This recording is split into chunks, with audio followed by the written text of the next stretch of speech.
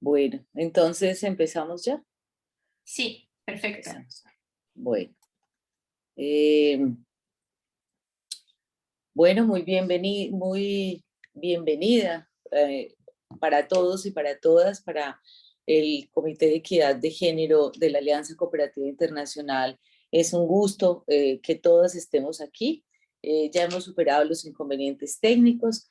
Quiero darle la bienvenida a todos y todas con la intención de que podamos avanzar en este webinar. Todos sabemos que hemos citado este webinar con la intención de hablar de la equidad de género y cómo podemos generar un mundo más sustentable con la intervención de todas nosotras. Avanzar en la igualdad de género en un contexto como el que tenemos hoy de crisis climática y de reducción de riesgos de desastres es uno de los mayores desafíos que tenemos para este siglo XXI. Los temas de cambio climático y sustentabilidad han tenido y seguirán teniendo impactos severos y duraderos en nuestro medio ambiente, en nuestro desarrollo económico y social. Han sido numerosos los datos científicos que han demostrado que el cambio climático tiene un impacto mayor y desproporcionado en los más pobres, especialmente en las mujeres y las niñas en esta situación, y que dependen principalmente de los recursos naturales para su sustento.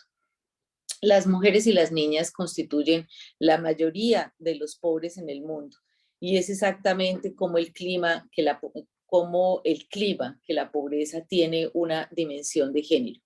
Los estereotipos basados en el género que están influenciados por las normas sociales restringen el empoderamiento económico de las mujeres al prescribir los roles que nosotras tenemos y que los hombres tienen y que deben desempeñar en la sociedad, en el hogar, en la esfera económica en general. Esto da como resultado que las mujeres tengan un acceso significativamente menor a la información de las redes, de los activos, de los recursos y que les permita realmente responder a los efectos adversos del cambio climático. Según Alok Sharma, presidente de COP26, el 80% de las personas desplazadas por la emergencia climática son las mujeres y las niñas y los niños. Por un mañana sostenible, tenemos que hacer muchas acciones para que este cambio climático realmente sea comprendido por todos y los factores ambientales, sociales y económicos que hoy son complejos puedan ser superados de alguna manera. Las cooperativas, como modelos económicos centrados en las personas a través de los valores de autoayuda, igualdad y equidad, y los principios de membresía abierta y voluntaria, control democrática, están bien posicionadas para abordar muchos de los problemas que afectan negativamente a las mujeres, especialmente para abordar el problema multifacético de la pobreza y de dar forma al bienestar de todas nosotras. El objetivo principal de este webinar es movilizar el movimiento cooperativo en busca de nuevas soluciones e ideas para lograr la igualdad de género y el empoderamiento de todas las mujeres y las niñas en el contexto de la política y en programas de cambio climático, medio ambiente, reducción de desastres, con el fin de lograr a través de la experiencia y los conocimientos de nuestras panelistas como quienes van a enfocar este webinar. Aquí vamos a ampliar las historias de éxito que demuestran que las mujeres y las niñas son realmente el centro de la adaptación y la mitigación y una de las respuestas al cambio climático. Vamos a ver cómo se puede abogar por estrategias, programas y recursos inclusivos, integrales y a largo plazo que empoderen a las mujeres y a las niñas para que tengan voz y participen en pie de igualdad en la toma de decisiones relacionadas con el cambio climático y la sostenibilidad. Y vamos a buscar estrategias para fortalecer el conocimiento y la experiencia de las cooperativistas en materia de equidad de género y justicia climática. Tenemos unas perspectivas sobre el desarrollo integral de este webinar y vamos a invitar a oradoras a compartir con todos nuestros participantes de este webinar para ver cómo se puede ayudar a las mujeres a liderar contra el cambio climático y presentar las perspectivas que podrían sentarse centrarse en cómo se puede lograr que la equidad de género sea un protagonista fundamental en buscar cómo mitigar los efectos adversos al cambio climático. Quiero invitar en primera instancia a Sacha Gavison, directora ejecutiva para mujeres que participan por un futuro común de WECF. Sacha Gavison es la directora ejecutiva de Women Engaged for Common Future, una importante red internacional de mujeres y de organizaciones ambientales que trabajan por el desarrollo sostenible y la igualdad de género en más de 50 países y que contribuyen a los procesos de políticas internacionales. Sacha cofacilita el grupo principal de mujeres en la ONU, lo que garantiza la participación de más de 1.000 organizaciones de mujeres en los procesos de políticas de los Objetivos de Desarrollo Sostenible y participa activamente con la Unidad Consultiva de Mujeres y Género en las negociaciones climáticas. Le quiero dar la palabra entonces a Sacha para que nos ilumine con todo su conocimiento. Bienvenida, Sacha. Muchas gracias. Thank you so much, Maria Eugenia. And yes, it's great to be with you here today. Our organization, Women Engaged for a Common Future, was created during the Earth Summit in 1992 in Rio de Janeiro, because we got the governments to give a space to women's organizations during the negotiations on sustainable development. And that means that in all the negotiations on climate change, we have a seat at the table. We have an observer seat together with the cooperatives and together with the indigenous peoples and together with the youth organizations. Our constituencies are part of these negotiations. And we are very much engaged at the local level with our partners in 50 countries indeed. And we really believe in the cooperative model. So we support local organizations to register, to strengthen cooperatives, to become a cooperative themselves in different areas. So in Eastern Europe, we have been supporting mostly work on renewable energy cooperatives.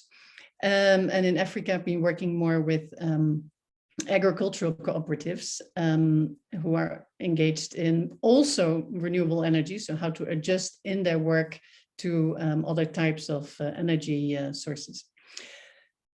But before I go into some examples, I wanted to share with you partly what we already heard from Maria Eugenia, that the situation is very, very bad. The latest IPCC report, which is the International Panel on Climate Change, which came out a few weeks ago, says that we have not even 10 years left to try and avoid full climate disaster, and that all our funding should go to support and all our activities should go to support a just transition to a low climate impact economy.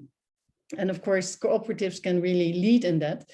But at the moment, we know that hardly any money which is spent on climate change is spent on projects that address both climate change and women's rights. The UNDP, according to UNDP studies, this was already 3 years ago, still only 0.01% of all funding worldwide supports projects that address both climate change and women's equality and empowerment and rights. So that is one of the problems, that the link between the importance of women's leadership in this transition is not seen, and that we might even be rolling backwards gender equality and women's rights through climate projects if we are not careful. And already today we know that those who have no fault in the climate crisis, those who are living with least money, having least climate emissions, are the hardest hit, including small farmers. And the climate change is already happening now. We see farmers, and many in sub-Saharan small farmers are indeed also women farmers, that they are already losing their entire harvests due to droughts and floods. And often they have no insurance to then be able to survive till the next harvest, unless they're maybe organized as a cooperative. But if they're not, they might lose their land. And then we see that many have migrated to the cities. I was just in Kenya for the United Nations Environment Assembly, and we visited a big slum, and Sonia will maybe also tell about that, but we visited the biggest waste dump in Kenya, which is as big as, I don't know, the entire southern part of New York City or so. It's huge, where 7,000 people are waste pickers. And of course, this waste dump has sort of attracted a lot of those people who have lost everything. They come there to find food or medicines or some recyclables. But of course, that waste dump is also one of the big polluters with greenhouse gas emissions. We know that burning waste, burning plastic is like burning carbon. Yeah, it contributes to a large extent to climate change. So there are plans to invest climate funding in closing such dump sites. But then what do you do with all the people who have been displaced and who are now living mouth to mouth on in this type of informal sector activities? We'll hear more from Sonia later about great solutions she's working on. But that is one of the main challenges. How do you make sure that in a just transition, where you want to make sure that we close down those activities which are very climate disastrous or climate polluting, are done in such a way that those who depend on their livelihoods for these informal jobs are integrated into new jobs and can find safe jobs and livelihoods. And there, I think, again, the cooperatives and the cooperative movements should be much more strengthened, because that is where we can bring in this social dimension. So when we look at, for example, recycling organizations, how do you really make sure that the funding gets also to the small and local organizations? Yeah, we visited, for example, small groups who are making biogas at the markets. They are immediately using the green waste and immediately using it for biogas and for providing cooking for low-income communities. These type of organizations often do not have access to the global finance market. And a lot of the climate finance, which we hear about, the billions which have been committed, 100 billion committed, but we need trillions really, are often in the form of loans, which cannot be accessed even by local social initiatives or social society organizations like ours. So we really need to look at how do we make sure that climate funding also really benefits smaller local cooperatives and initiatives, which they are really able to combine gender justice and climate justice. So yeah, I'll give you a few examples. We have every year a wonderful program which is called the Gender Just Climate Solutions Program, where we award projects which really bring together this transition to a gender just and climate just economy. And there we have indeed also a number of entrepreneurial initiatives, which include also cooperatives.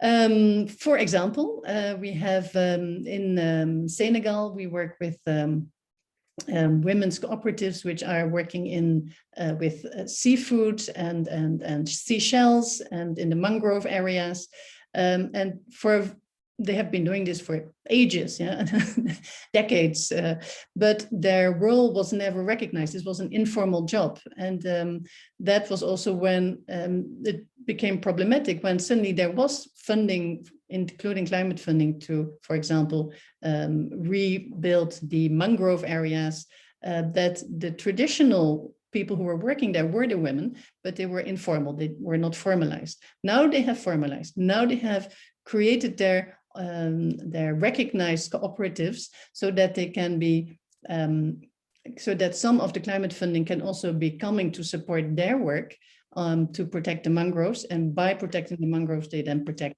the fish and the shellfish growing. But they have also, we have also gotten some funding for them from the French Development Agency to also transit to a more energy sufficient or renewable energy solution. Because before, when they dried the fish and the shellfish, they would still use wood, firewood, and now they have been moving to other solutions, including solutions which run with solar and with biogas and with briquettes. So I think this is indeed one of the examples where we see how important it was that they organize and as in a recognized formal structure, such as a cooperative structure.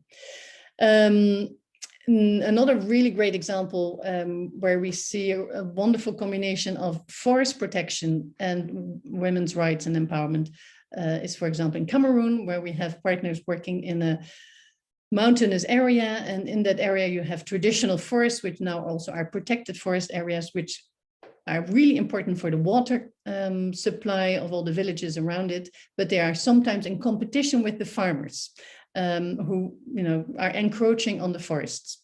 And so one of the women's cooperatives there have started with bee farming, beekeeping. And the bees in Cameroon are like monster bees. Yeah, they're really big bees. Normally, this type of job was being done by men only, but now they have been training all these women and looking after the bees. The bees are in the forest. They are certified. They produce certified honey, which therefore also get 3 times a better price on the market and can also be exported. And they have created honey shops where they sell lots of different products which are made with the bee farming. So that can be soaps and disinfectants and lots of products around that. This has really created jobs, but it also has led to the women joining the governance bodies who are responsible for deciding about the governance of the community forest. There were no women in there before, and now they have increased the number of women. So you see that there has been several impacts, also the increased co-decision making by women in their communities. And they have managed within 4 years to go from very often forest fires in the forest to 0 forest fires. Because the forest had become so important for the income of these cooperatives that the women are also monitoring the forests. And as soon as there is even a start of a forest fire, because many of them are also used for creating more land for farming, that immediately action is taken. So they have been super successful, 0 forest fires in the last 2 years. And so this has a very good impact on the climate, but really also it's about livelihoods and for both men and women in these communities. But of course, for this to work, you need to have regulations in place. Yeah? So on the one hand, there are already regulations. There is already the regulations and laws on the local decision-making about the forest. So the community forest governance programs, where they need to prepare plans and give them to the ministry approves them. But that there is already this decentralized governance and decision-making. But also there is support from the Ministry of Agriculture and Industry to support also these type of initiatives, like the honey shops. They benefited from support from the ministries to also get the opportunity to learn how to develop a business plan. So on the sides of the cooperatives, we know that we also need to improve the legislation in many countries, and that there's often that there's no great possibilities for them to access, for example, climate finance loans or grants. And these are things I believe we should really push for, because we know that especially now the EU has a new gender equality plan, the GAP, for all their international funding, loans and grants, where it says that 85% of all these funds need to be spent in a gender responsive manner. So there is a real opportunity to make sure that also the cooperative movements can access more of these type of climate funding, which is used for then projects which are really have a really strong gender transformative character. So I'm just talking Maria Eugenia. So you just tell me when my time is over. I'm happy to give you one or two more examples of projects which we're doing, or you can also ask me some questions, of course. Bueno, yo te agradezco. Espero que haya un tiempo al final de nuestra participación, porque como estamos corridos, entonces en los tiempos necesitamos darle un poquito de celeridad. Te agradezco muchísimo, Sacha, por tu intervención, por los ejemplos, por mostrarnos que podemos hacer acciones muy importantes desde el cuidado del medio ambiente como mujeres con toda nuestra participación y nuestro trabajo.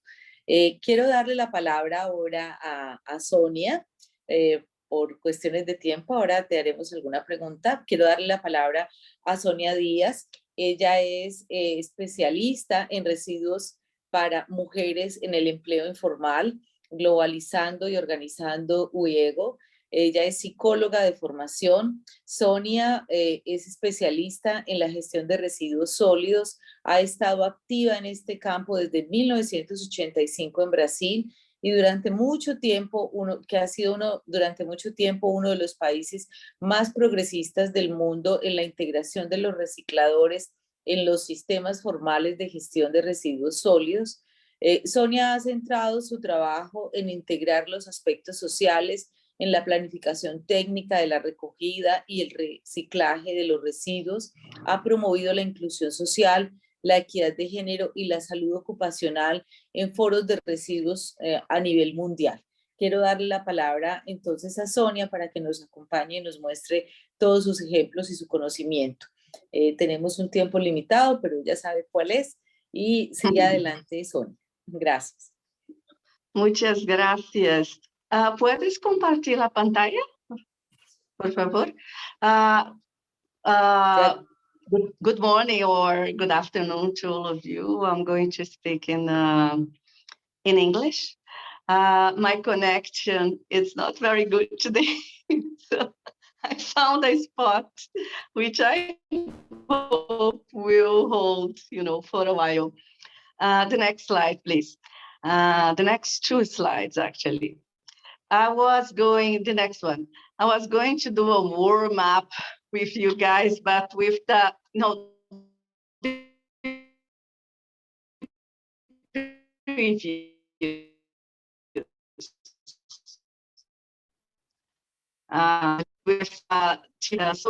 to quickly jump into telling you what WIEGO is. Could you please go back one slide, please?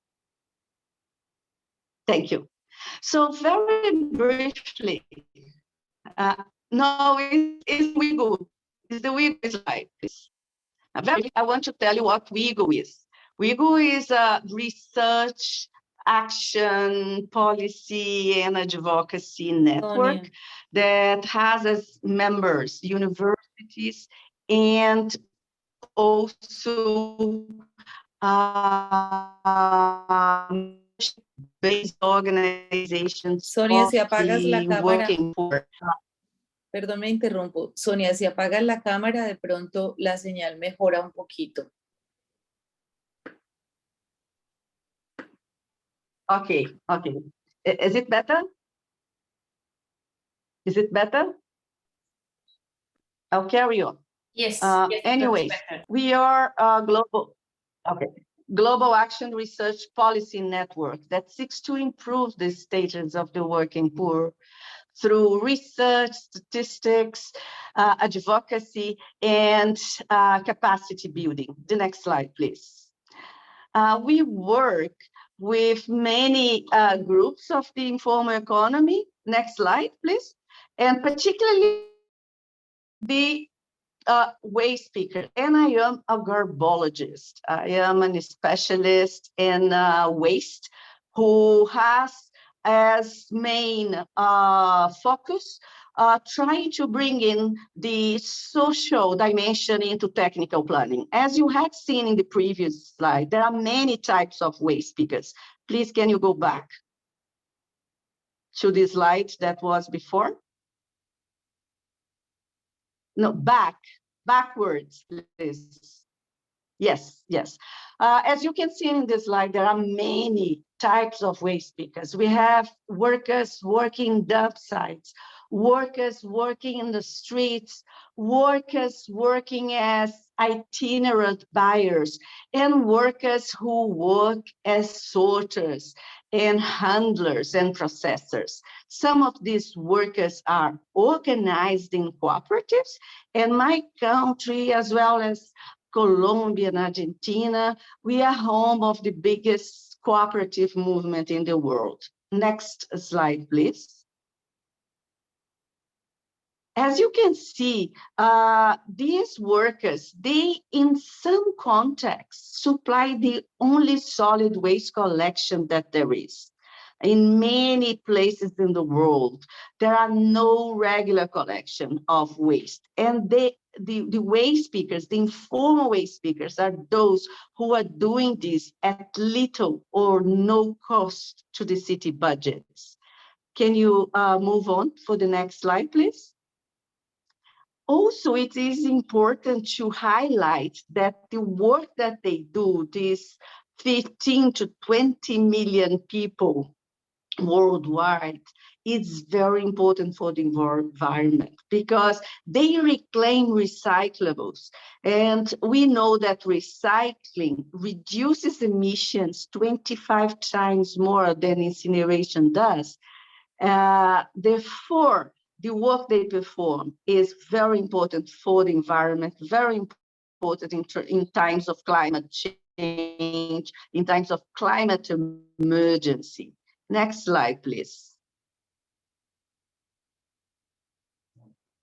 So it is important when we talk about informal recyclers or reclaimers, whatever name we call them, that we bring in an intersectional approach to waste. And bringing a gender intersectional approach is key for us to think about a sustainable tomorrow. The next slide, please. Next slide. And in doing so, it is important. No, please, the previous one. The previous one, yes, thanks. It is important to be mindful of the voices, the need to hear the voices from the ground. And here we have two key leaders, women leaders in the cooperative movement in Brazil. And they bring to us many key issues if we want to think about a just transition in climate action. We need to understand what are women's and men's needs for climate adaptation. We need to engage in challenging prejudice and misconception against these workers. We need to think of ways from moving to open dumping to a cooperative or any other organizational format that really takes on what it needs for workers to have decent work conditions, to have fair payment. In this sense, these women are raising the issues around the role of government and role of the industry in providing equipment and infrastructure for operational work of the cooperatives. Next slide, please. Thank you. And it is because of the need to hear the voices from the ground that WIGO started, together with the cooperative movement in Brazil, the Gender and Waste project, trying to make women's voices more visible and providing them with meaningful moments for them to claim their value. And we design many programs emphasizing the idea that women's empowerment may begin at the individual level but must be linked to collective action within the cooperative movement. And we focused on leadership skill programs to give women more confidence in managing their cooperatives and also in being vocal in the public sphere. And we focus on providing them with the skills to manage conflicts within the cooperatives, because we know that this can empower women within their workplace. The next slide, please. So we have been working for more than 10 years in this approach, not only in my city, Belo Horizonte, but in many cities across Brazil and also outside Brazil. And we can see some of the initial impacts could be kind of divided into two main categories. One is the impacts on women themselves. We can see that the voice has become stronger within their cooperative movement. We might think that because we work with cooperatives, that the cooperative ideals really engage with gender equality, but this is not so. And we did need to do an approach in which we could engage with empowerment of women within the cooperative movement. We could see the impacts within the national level in terms of bringing solidarity links with other organizations of social movements, and also in raising the voices and providing policies within local governments that can improve the capacity of women to participate fully in inclusive recycling. The next slide, please.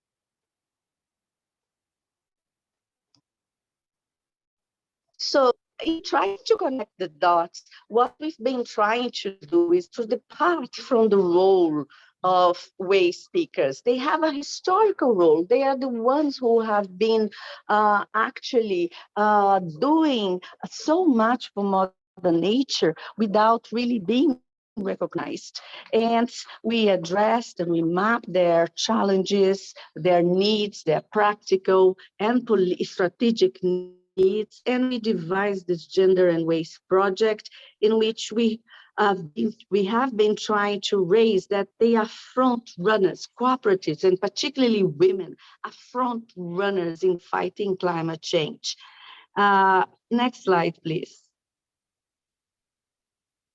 And given the role that cooperatives have, given the role cooperatives have in fighting climate change, we have devised a climate change scoping with waste pickers. Next slide, please, is the last one. And we are about to begin this mapping to understand what workers, how workers perceive climate change, what kind of strategies they are using to fight climate change, and what kind of capacity needs do they need to be more vocal in terms of raising the need for governments to support workers fight climate change. So we are about to begin this climate change mapping within cooperatives in Brazil. The next slide, please. So we hope we can engage with you in questions, and that this gives a bit of an idea what we are doing to engage the cooperative movement in more active ways around climate change. Thank you. And sorry for the connectivity issues. No, muchas gracias, Sonia. Para nosotros es un gusto y muy interesante todo lo que ha significado la experiencia de todas estas acciones que se vienen adelantando desde tu organización en acompañamiento a diferentes organizaciones en distintos países. Te agradezco pues muchísimo y vamos a ver cómo seguimos corriendo con el tiempo y cómo podemos hacer al final alguna pregunta. Quiero dar paso ahora a las intervenciones de nuestras representantes regionales del Comité de Equidad de Género de la Alianza Cooperativa Internacional. Cada representante compartirá sus reflexiones y opiniones como representantes regionales sobre cómo construir un futuro sostenible basado en la equidad de género, mientras se reflexiona sobre la interconexión entre los derechos de las mujeres, la equidad de género y la justicia climática. Quiero dar la palabra a la profesora Esther Chilló, presidenta del Comité de Investigación y Género de ICA África y directora del Instituto de Desarrollo Cooperativo en la Universidad Cooperativa de Kenia. Tiene la palabra la profesora Esther. Bienvenida.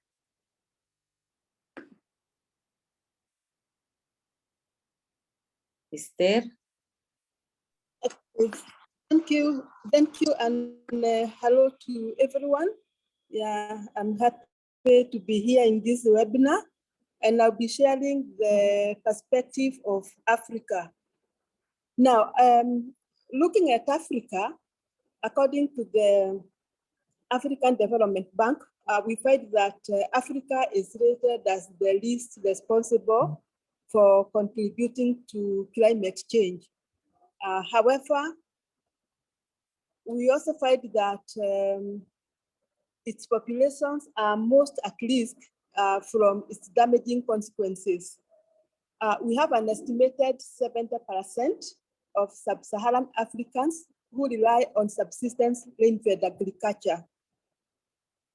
Moreover, when we look at the African countries, the 53 countries of Africa, 46 of the countries, women represent 40% or more of the agricultural workforce. Agricultural work is characterized as vulnerable because generally it does not comprise formal sector jobs with contracts and income security. In Africa, we find that women are more likely than men to work in vulnerable employment and therefore are subject to low earnings and productivity. We see that more than 84% of women in sub-Saharan Africa, compared with 71% of men, are engaged in such jobs, in such jobs of that is jobs which are low earning. Compared with other regions of the world, they are among the most unprotected of workforces. In North Africa, even though informal or self-employment is less predominant, the gender gap is stark, with almost twice as many women than men working in the vulnerable, informal, and self-employed sector. Now, the impact of climate change is experienced differently by regions, by generations, age groups, and sexes. Climate change has specific effects on women and men because of the different roles they play in society and their differentiated access to socioeconomic and physical resources. In Africa, these disparities resulting from the social positions of women within the family and the community are aggravated by the effects of climate change on the very factors that are most essential for protecting women's means of subsistence, that is food, water, and energy supply. Now, climate change could alter the tasks people perform and their time use, affecting men and women differently. For example, when we look at the rural women and girls, to some extent, they frequently provide households with water and firewood for heating and cooking. The time needed for their work in gathering water and fuel will likely increase with the water shortages and the depletion of forests. Decreasing the time available to women for food production and preparation, as well as participation in income generating activities will likely affect household food security and nutritional well-being. In the North Kordofan state of Sudan, like other regions in the Sahel, has suffered, one region called Al-Lahad has suffered from increasing temperatures, uneven distribution, and variability of rainfall and drought. And in turn, this has affected the livelihoods of pastoralists and farmers, with men migrating to the capital of Khartoum or other cities in search of employment. In turn, women whose traditional roles have been caring for children and performing household chores have stepped into the role of providers. By renting food for their livestock and crops, they have been able to sell goods at the market and earn a small income.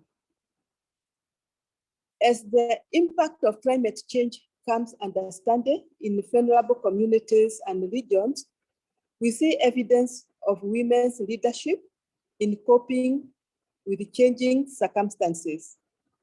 Women seem practiced in exploring opportunities that enable them to cope better than men.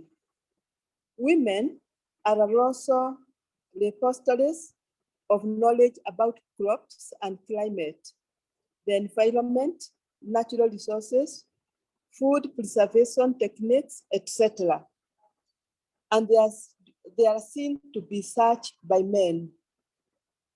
Environmental adaptation, whether this means confronting greater pressures or water resources, rising sea levels, or declining biodiversity, has special relevance for women.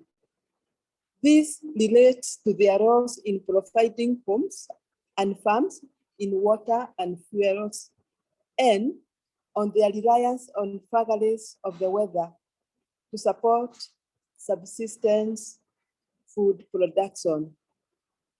Now, in response to these issues of climate justice, ICA Africa in the year 2021 undertook the study on the identification of climate smart agricultural practices that contribute to the resilience of small-scale farmers. This includes incentives, barriers and lessons learned from coffee cooperatives in East Africa. And the specific objectives of this study were to identify how climate change is likely to impact coffee production by cooperatives in East Africa, to identify climate smart agricultural practices available to the coffee cooperatives in East Africa, to identify the incentives for the adoption of climate smart practices by coffee cooperatives. Perdón, Esther, te queda un minuto. To increase resilience. Okay, so this study will be made available and shared soon. And in this context, we have also seen that the cooperative movement build a sustainable future.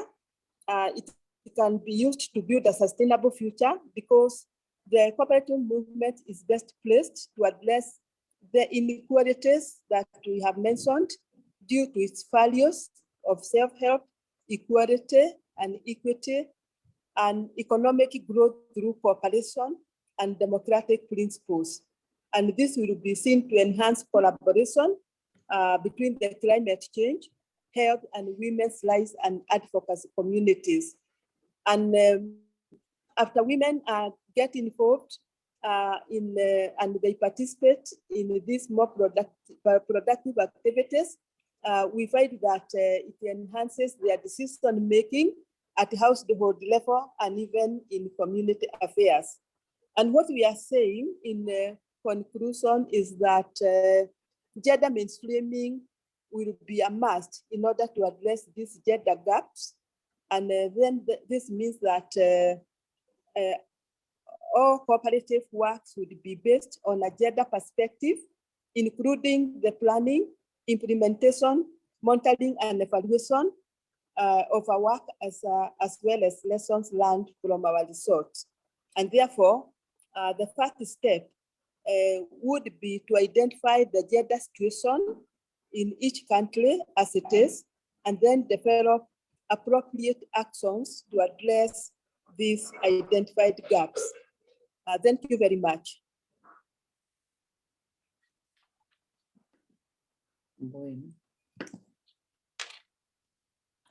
Bueno, muchísimas gracias.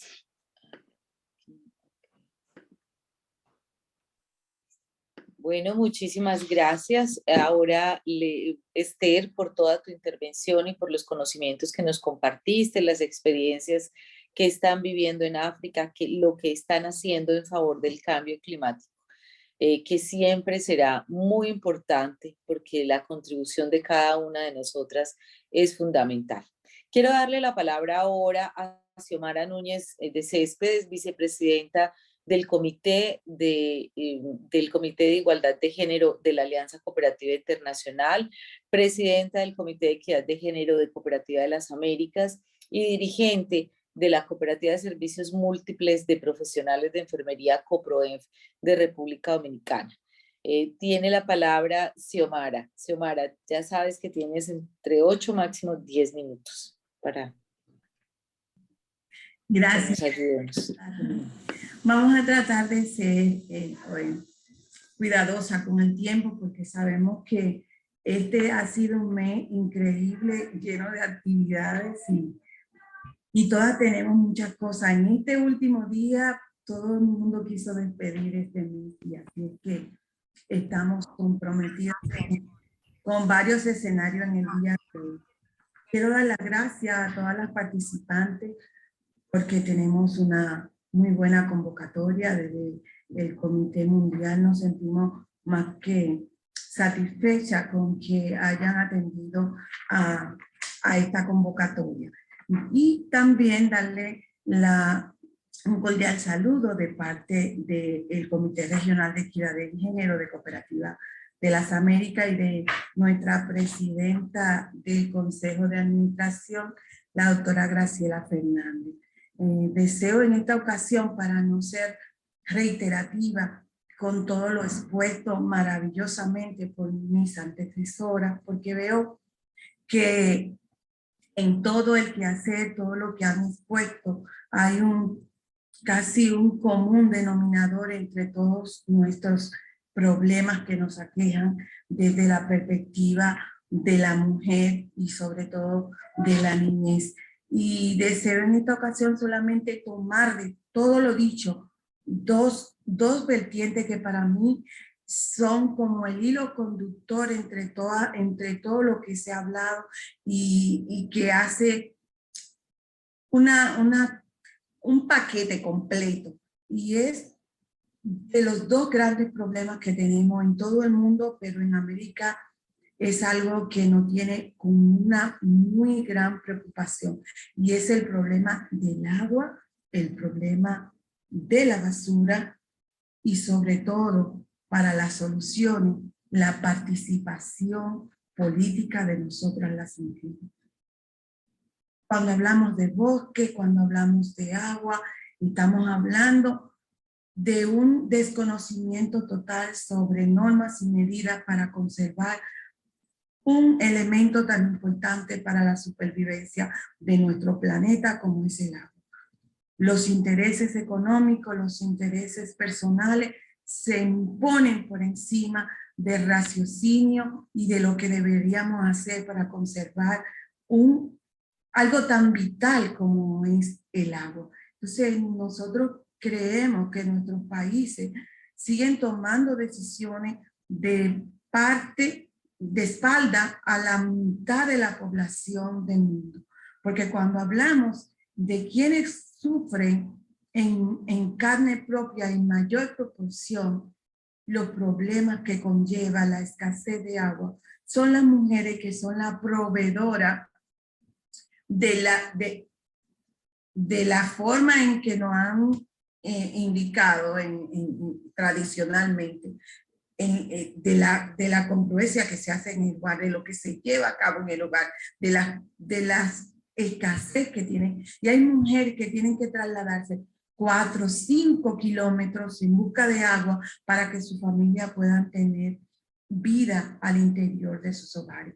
No hay forma de que creamos conciencia en nuestros gobiernos, en nuestras empresas, de que debemos preservar el agua por encima de cualquier cosa. Y eso nos tiene a nosotros muy preocupados. Ahorita hablaban de los bosques, de cómo las mujeres en ese lugar se han convertido en vigilantes continuos de la preservación de los bosques. Y no es para menos. Nosotras somos un elemento importante en la preservación del medio ambiente. Tenemos una opinión, una visión que aportar en ese sentido. Pero para ello nosotros necesitamos una participación en igualdad, en equilibrio, una participación política. Y necesitamos estar en las mesas donde se toman decisiones, necesitamos estar en las mesas donde se hacen los programas, donde se organizan de manera irregular muchas veces los contingentes para prevenir la desaparición continua de nuestros bosques. Entonces, las mujeres tenemos que empoderarnos de esos escenarios, tenemos que hacer incidencia, tenemos que buscar la forma de participar y de exponer nuestro punto de vista y la forma lógica en que nosotros queremos preservar nuestro medio ambiente. Porque sin agua no hay vida, sin agua no hay familia, no hay comunidad, no hay planeta. Entonces nosotros necesitamos hacer incidencia en ese sentido, en las decisiones que se toman para la preservación del agua. La otra parte es la basura. Es cierto, muchas mujeres nos dedicamos a reciclaje, a preservar el medio ambiente con la utilización y reutilización de los elementos que pueden ser reutilizables. Pero ¿cuál es el respaldo que tenemos de las empresas, de los estados en este sentido? A veces vemos como si estuviéramos empujando hacia una división de manera solitaria cuando la otra gran parte de la población está en sentido contrario. Nosotros reciclamos, otros producen y desperdician. Entonces tenemos que unificar los esfuerzos, tenemos que empujar hacia una misma dirección, porque de este planeta no nos podemos mudar. Esta es nuestra casa. América, sobre todo, en nuestra casa, una preciosa casa que nos regaló el Señor, llena de hermosos bosques, de playa, de un clima envidiable, pero que ha ido degenerando de tiempo en tiempo en la medida en que mal usamos nuestros recursos naturales.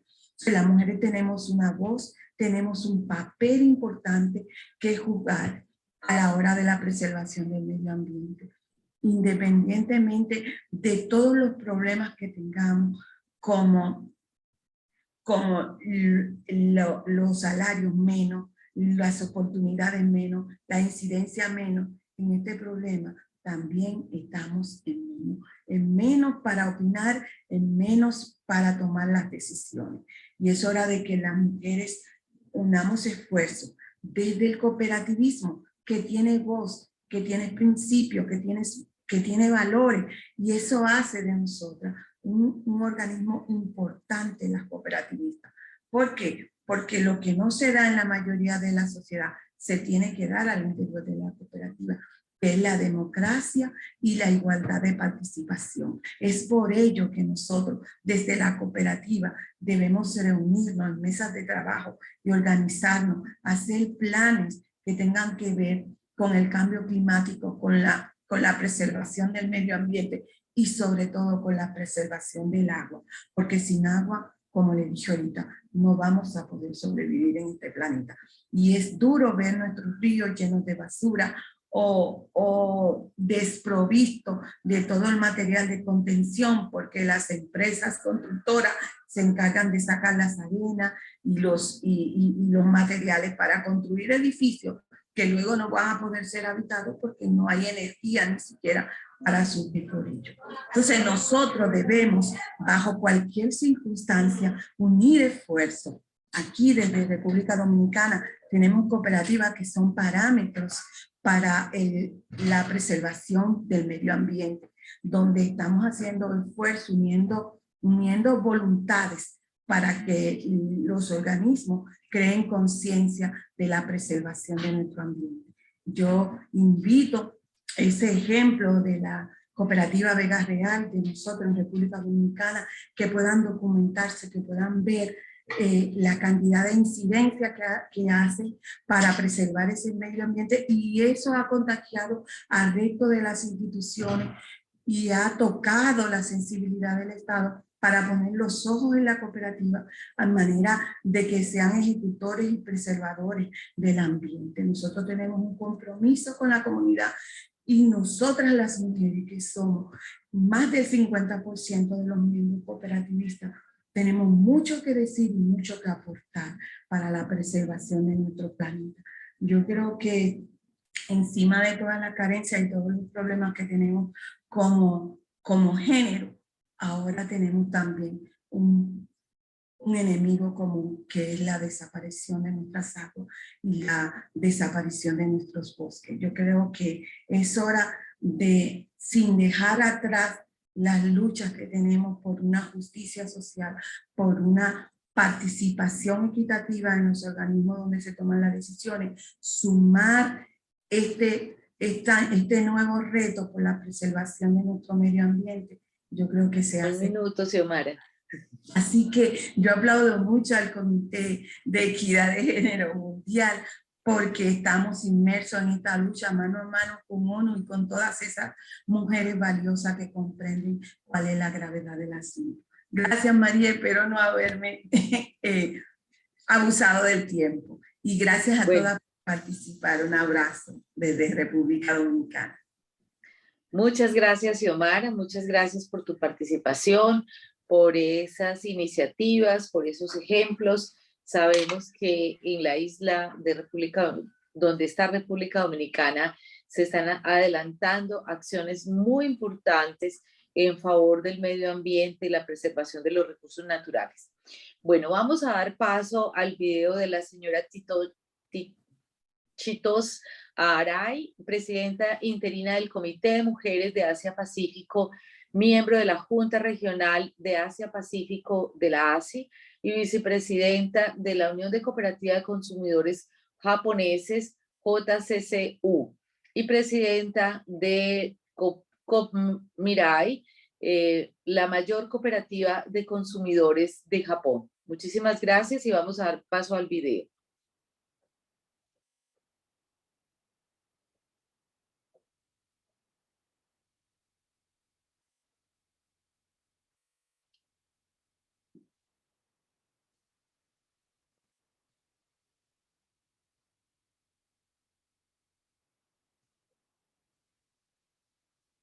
No.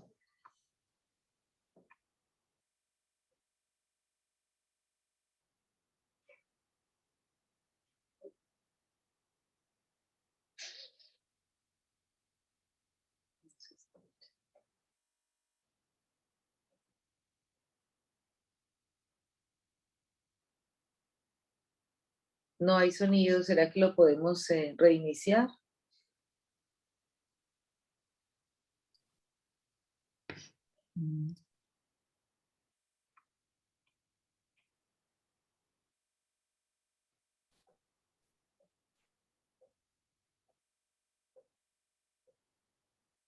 皆様、こんにちは。新井千歳と申します。ICA ジェンダー平等委員会執行委員、ICAAP 女性委員会委員長代行、日本正教連副会長を務めております。本日は ICA ジェンダー平等委員会主催のウェビナー、持続可能な明日に向けてジェンダー平等を今でお話しする機会をいただきまして、誠にありがとうございます。気候変動は多くの組合を抱える農業、漁業、林業、商社部門の協同組合に影響を及ぼしています。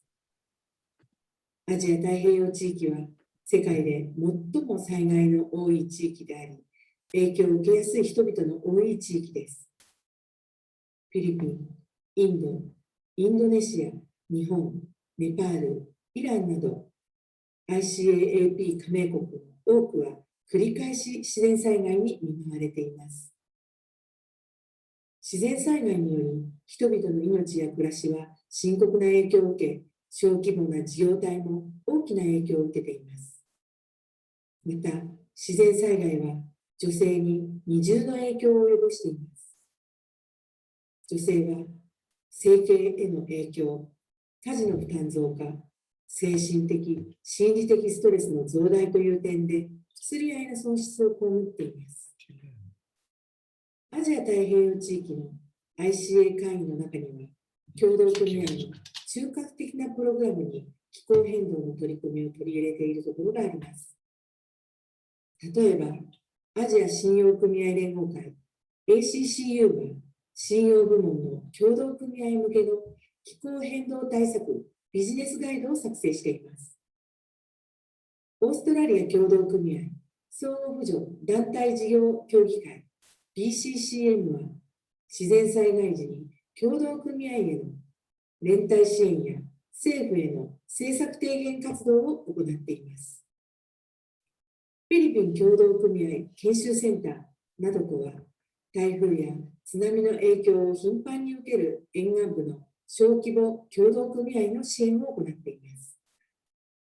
これらの ICA 会員組織は指導力のある女性リーダーが牽引しており、意思決定のあらゆる段階で女性組合の福祉と環境保護を優先しています。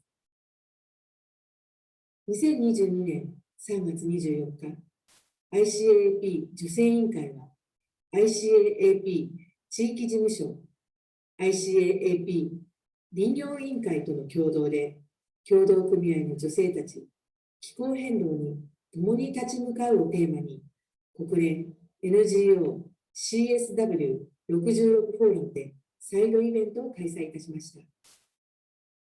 このイベントで得られた結論から提言として4つお伝えしたいと思います。まず1つ目は自然災害対策について女性の意識を高めること。2つ目は事業継続計画を作成するために女性に対する教育、訓練、支援を提供すること。3つ目は気候変動が草の根レベルで女性と男性に与える影響の違いについて研究・分析することです。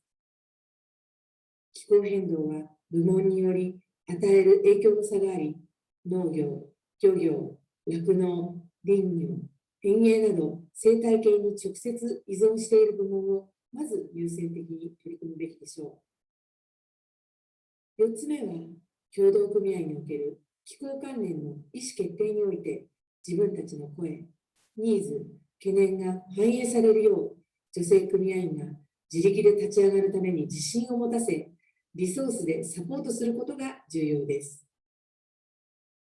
この報告がジェンダーや気候に配慮した協同組合の事業環境の構築に向けて、協同組合関係者が組織の中で必要かつ革新的な取り組みを行うきっかけとなれば幸いです。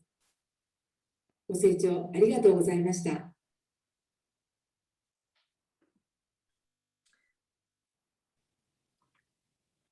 Bueno, muchísimas gracias a la señora Chitos por habernos enviado este mensaje tan interesante y tan coincidente con los diferentes puntos que nos han venido presentando.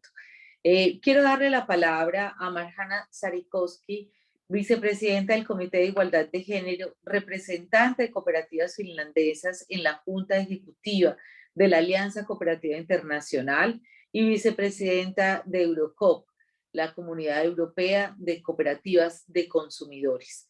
Tiene la palabra Marjana, bienvenida y muchísimas gracias. Thank you, Chair, and dear cooperative friends. Thank you for giving me the possibility to bring to you the greetings from the European Gender Equality Committee. I hope you can hear me, please. If someone could raise hand or show me if the sound is not good. Yes, Mariana, we can hear you properly. Thank you. The question about sustainable future is actual and even more important today when we are facing the most severe human catastrophe in Europe since the Second World War. At the moment, our cooperative friends and Ukrainian people, women, children, and men, they are suffering and fighting for their lives. And the impacts of the war to the nature and to the ecosystems will be devastating. This is just one example of today, one example which will impact climate change one way and the situation of all the people of Ukraine, not only women. But to come to the theme of this webinar, I would like to tell you greetings from Italy and two examples of women cooperatives. And if time allows, one example from my own cooperative here in Finland. But first to Italy. I will tell you about two women cooperatives. Amanda Tiripozzi, sorry my pronunciation, and Alessandra Malfatti are women cooperators in the fishing world. So this example comes from fishing sector. They have known and collaborated for almost 20 years together with the other members and the two cooperatives. And the strong economic changes, the environmental criticalities, and the repercussions of all the events, for example, the emergency of COVID, on a sector with peculiar characteristics and little known to the non-professionals in the sector, has brought out more and more the need to create a synergy between the Tuscan realities in Tuscany in Italy. Together, these two active women, they carry out projects for the promotion and diversification of the fisheries sector, leading to a greater enhancement of the local product, reducing the impact on the environment and food waste. They also collaborate in the sharing of good practices for technical assistance to fishermen and in sharing the political tables by sharing ideas and proposals, adopting communication, training, and information actions aimed at operators. So these active women, they educate, they do advocacy, and they are leaders of the very men-like sector fisheries. The collaboration and the sharing of concepts, although active in the same region, respect the local realities, often very different in the use of materials and methods and design. So this example is a very local one in this case. Among the objectives, there is to make known the activities of fishing to boys and girls because it is necessary from an early age to respect the sea and have immediately a healthy and harmonious relationship with the environment and food. So a very strong emphasis on education and to families in order to build the attitudes towards this theme. For this purpose, actions aimed at children are often activated by creating educational paths in schools and when possible taught through direct meetings with fishermen by boat or on the deck. So these two women are also active on fisheries local action group. So now they have formed a local level. And this objective here is to be able to collaborate together on the European Fund for Maritime Affairs, Fisheries and Aquaculture. So local level, national level, and European level. So you have to fight the theme on every level, not only your local one in this case. And I will share this presentation with you. I hope the host will share it So I will just cut my presentation in order to keep the time shorter. And my other example is also from Italy and a women cooperative, Philo and Fibra.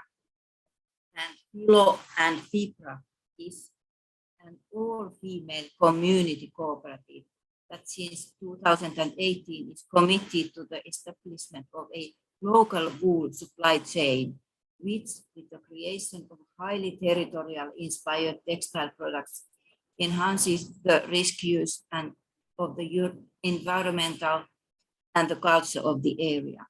So they are keeping the community and the local economy alive by using local recycled products in order to produce things on the cooperative. So all production comes from circular economy. So this cooperative is near the recycling theme, which was mentioned earlier on this webinar. So everything is built with recycled materials from their territory, and the accurate tailoring work that makes them unique. And they contribute to a new idea of circular economy and sustainable cuisine with zero emissions. So environment, recycling, and local, all aspects are covered in this cooperative. And you may find a shorter version of the cooperative from the presentation shared with you. And my third example is totally different.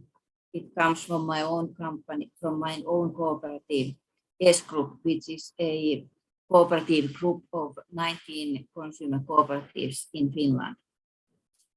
And we are working mainly in retailing and also in hospitality business with more than 40,000 employees. And our grocery business market share is 46% here in Finland. So we are market leader in grocery business, and 75% of our employees are women. But this example comes from the work of our cooperative as climate actions, what we have done. So S Group's climate work has awarded a rating A- in the international CDP assessment. And CDP is a non-profit charity which runs a global disclosure system for different kinds of organizations. And reducing emissions is at the heart of our climate work. And I will shortly mention you two actions of the cases what we have been doing. So we have been creating a wind power plant, which is Finland's largest wind power plant, which will produce electricity for our own outlets. So we don't sell the electricity out. So we create electricity for our own outlets. And the amount of solar power continues to grow steadily also in our business. So we have power plants and we have solar panels. And this our largest wind power investment now, which will come into the production this year, will produce approximately half of the entire retail group's annual electricity need. So these are very, very impressive actions towards climate change and towards the efficiency of our own production and our own outlets. And the other example is from solar panel energy. So the number of solar panels placed on the roofs of our outlets will pass 100,000 solar panels at the end of this year. So in my cooperative, we find that in order to change the way of the nature and of the disaster, you have to act now, not to wait. You have to have very good plans, as you heard from JCCU presentation. So you have to act now, not wait for a better time to come. So we are number one in solar energy production. And you may think that I come from. Thank you, Maria. I come from Finland, which is up north. So, and we have a long winter. And is there sun at all, but the sunshine in our summertime is enough to keep the solar panels going, and that helps our outlets when we need the energy most, because in summertime we need to cool our outlets. So that's why there is really a use for solar panels also here in Finland. But thank you, and I hope you get some ideas and some examples from the European point of view on this critical and very actual theme. Thank you for time. And I will now pass to Maria. Bueno, muchísimas gracias, Marjana, por toda tu experiencia compartida, por darnos todos esos conocimientos que tienes y que han significado la experiencia no solo en tu cooperativa, sino en las diferentes cooperativas de Europa, como nos las mostraste. Algunos de esos maravillosos ejemplos que tenemos. Tenemos una pregunta que está bastante interesante. Yo le pediría a Leire o a Andrea que no la lean con la intención de que no la pueda responder Sacha o alguna de nuestras participantes en no más de 2 minutos. ¿Nos podrían ayudar?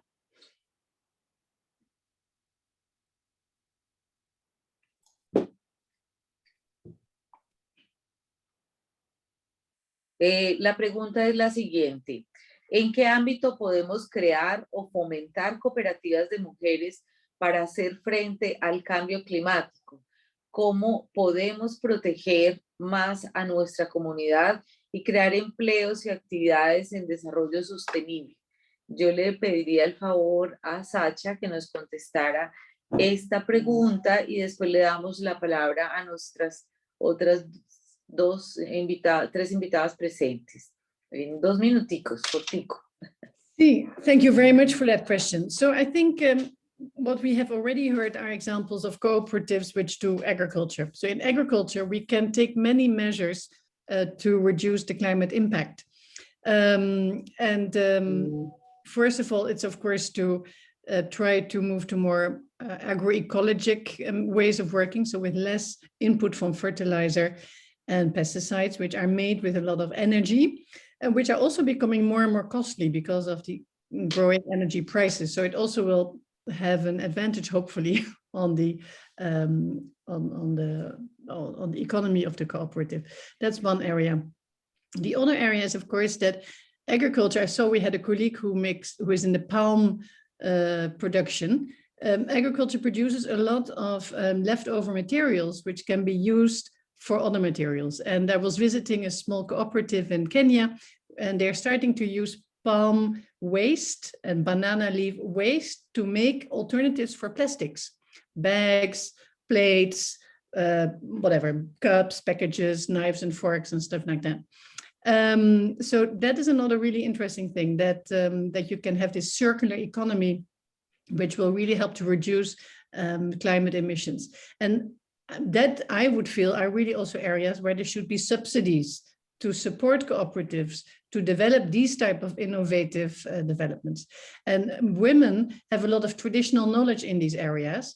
And so I think that, you know, if you can set up specific women cooperatives in their communities, which are doing agriculture activities, but next to that are generating, for example, biogas or briquettes for renewable fuel. That's a project we have in Uganda and also in Ethiopia.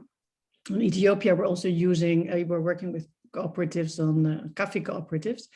There, it's there's a real potential, I think, for locally women-run cooperatives. In Tunisia, we're supporting also agricultural women's cooperatives who are also working on a transition to agroecology. So I think there's a big area of climate activities there. But then we heard just now the 100,000 solar panels.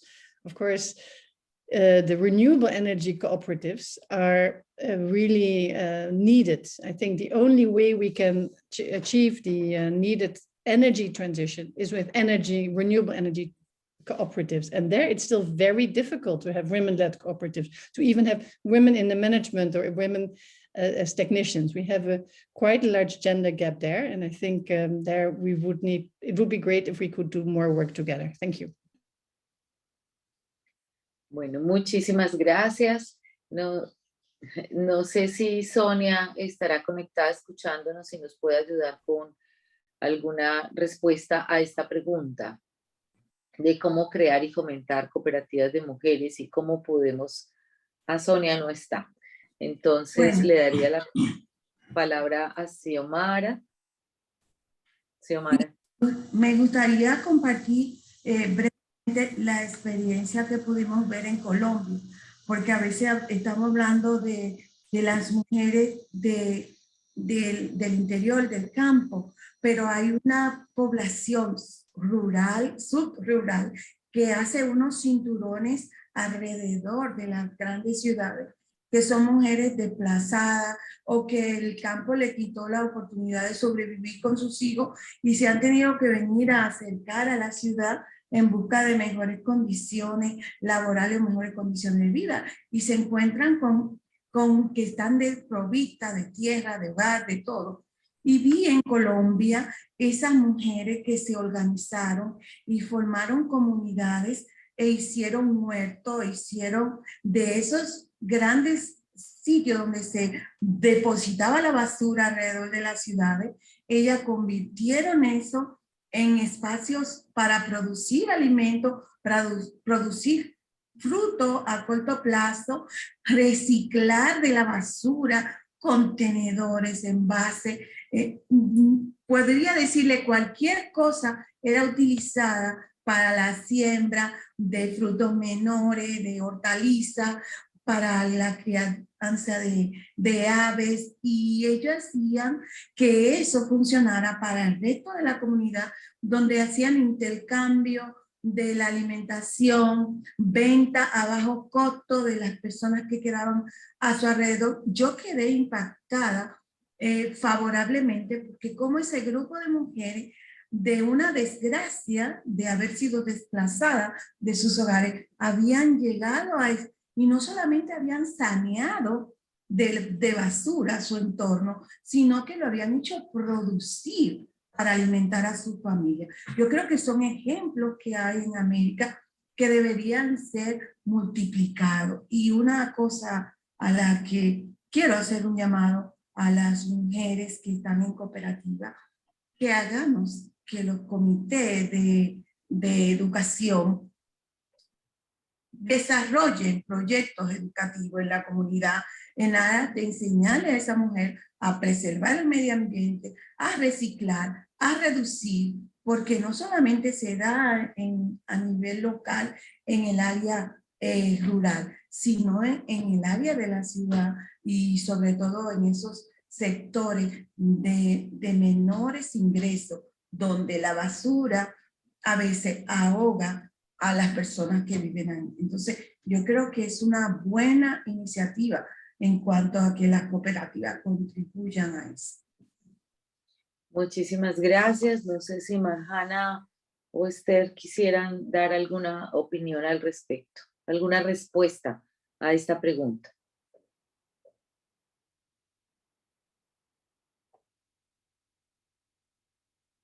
Bueno. No. ¿Sí, Marjana? Yes, Chair, I would just like to add that, of course, the question is totally different if you are coming from a big cooperative group like I am coming from Finland. And if we compare the situation in a small local cooperative with women, for example.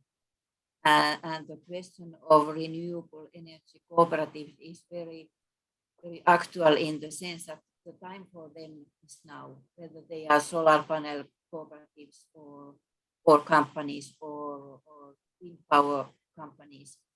And to get women to those sectoral companies, mainly they have to be engineers, people who are running those businesses. So we need active women engineers in order to get those cooperatives going on. So if you have plans how to do that, I'm very willing to share it. But I think that the question of how to build a better world, and in this case, climate change, it's always question of attitudes, it's always question of knowledge, and a question of education. And in these three aspects, women can be active in families in order to encourage girls and boys to educate themselves and to be in that way involved to these new type of businesses, new type of cooperatives as well. But the question is challenging, I have to admit it. Yeah. And it's different from country to country and from continent to continent. Challenges are different, but the topic nature is the same. But thank you. Bueno, no, Ajá, la muchísimas situación es gracias. la misma. Sí, la situación es el La reto de este orientación a tiempo. las mujeres a escoger las carreras es determinante, desde lo básico hasta lo universitario. Así es, eso es muy importante, dar una orientación en el tema de la educación con la finalidad de que cada día podamos formar más a las niñas, a los niños y a las niñas, y que las mujeres nos enfoquemos también por las carreras de ingeniería, por las carreras científicas y por todo esto que en la cual hoy tenemos posibilidades. Los retos son grandes, creo que este webinar nos deja planteadas muchos ejemplos, pero también muchos interrogantes y muchos retos que serán fundamentales para el futuro de nuestras generaciones. El cooperativismo quiere aportar, el cooperativismo es una excelente herramienta para que todos generemos conciencia de lo que significa el cambio climático. Y creo que esta reflexión que hemos tenido hoy, estos ejemplos que hemos visto, lo que nos demuestra es las posibilidades que tenemos desde el cooperativismo de afrontar diferentes realidades, sea del campo, de la ciudad, del sector industrial, del sector de producción, y cómo podemos reutilizar, reciclar, tener economía circular a través de todas nuestras acciones para lograr un mejoramiento del medio ambiente y que preservemos este planeta Tierra que realmente es nuestro hogar.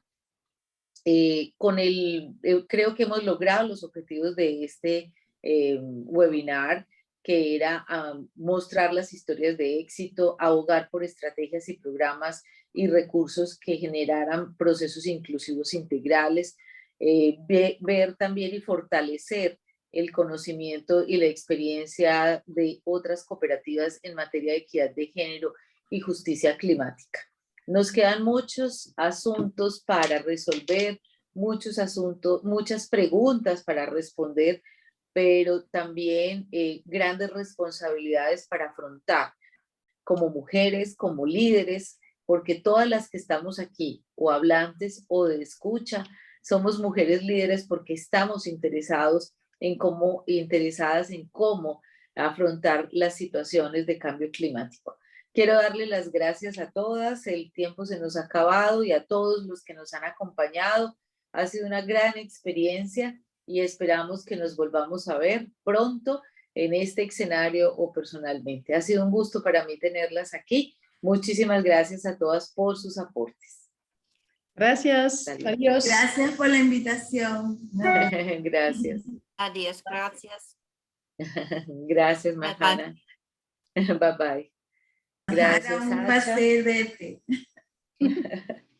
Sí, muchas gracias.